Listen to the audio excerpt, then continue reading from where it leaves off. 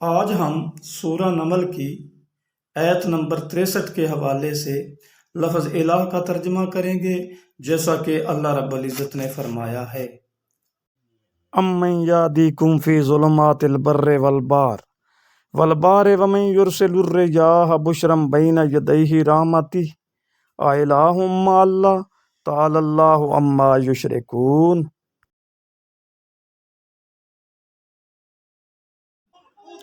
بھلا کون تم کو جنگل اور سمندر کے اندھیروں میں راستہ دکھاتا ہے، اور کون ہواؤں کو اپنی رحمت کی خوشخبری دے کر بھیجتا ہے؟